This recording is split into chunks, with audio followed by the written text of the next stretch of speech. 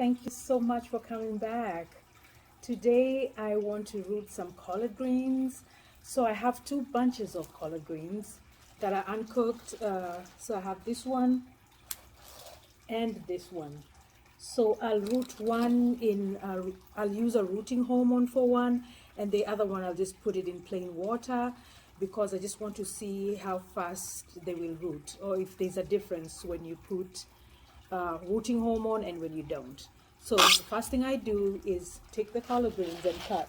So I'm going to cut somewhere here.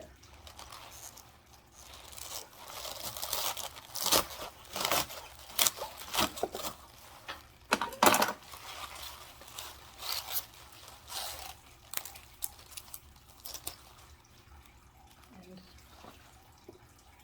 so I place the other one to the side, and I'm left with the bottom part of it, and this is it. I'm going to place it in a container that just has water. So this only has water, it doesn't have rooting hormone. So I just place it in here, and this is how it looks placed in the container. And then we'll keep it, we will give it a couple of days. We will give it a couple of days and see what happens with it. So the next one, the next bunch, which is this one, I'm going to do the same thing. So I'll cut it somewhere here. That's how the bottom looks. So I'll cut it somewhere here.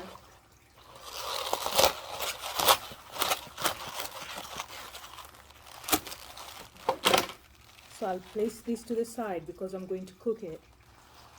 And then this one, I'm going to place in a different container with some rooting hormone. So this is the rooting hormone I'm going to be using. It's Take Root by Garden Safe.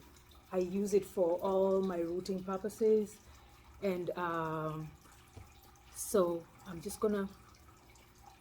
going to grab another container of water, and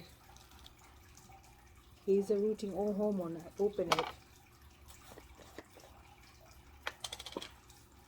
So here's the rooting hormone open, and so the bottom part, you take some water and wet it, just pat it wet, and then take some rooting hormone and apply to the bottom, and so that's how it looks. It's all powdery, and then you stick it in this container, in the second container.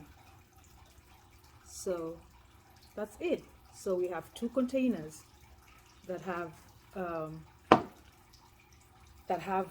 two different roots.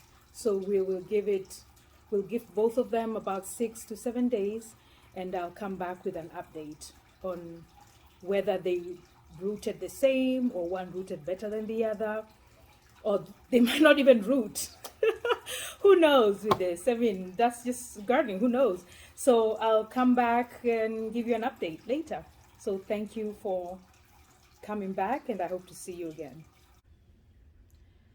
Hey, so I'm back today with the results of my rooted collard greens.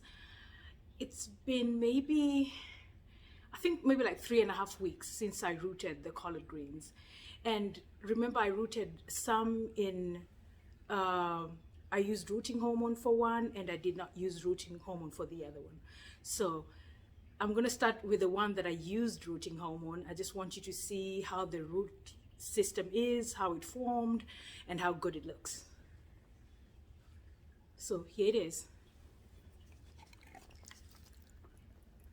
See it? So it formed really good roots.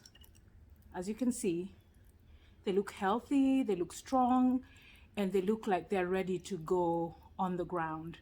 So this one was successful.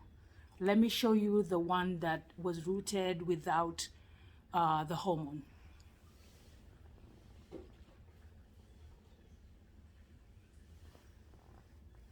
You ready?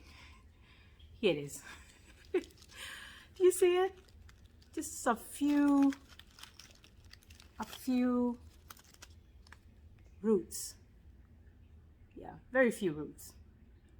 Yeah, so it did root, but the rooting is not as vigorous as the one that was rooted with the rooting hormone.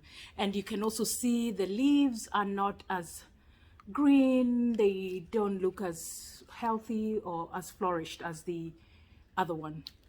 So I'm going to put them side by side so you can actually see the difference. So here they are. You see this one with the rooting hormone is slightly bigger. Actually not slightly, almost half as big. So this one is half as big as this one. And let me move back a little bit. Do you see this? Yeah. With rooting hormone, without rooting hormone. There's a clear difference. Clear difference. So all that's left is for me to plant them outside and see how they do. Okay, thank you. Okay, so all that's left is for me to go plant my collard greens. I'm just going to plant one, the one with the better rooting system, and the other one I'll probably give a few more weeks to root better. So come on, let's go. I'm going to the garden to get everything planted. Okay, so here we are close to the garden, and here's the plant that I'm going to be putting on the ground. Once again, it's a collard green, and I ask you to just keep me company as I go plant it. Let's go, let's go.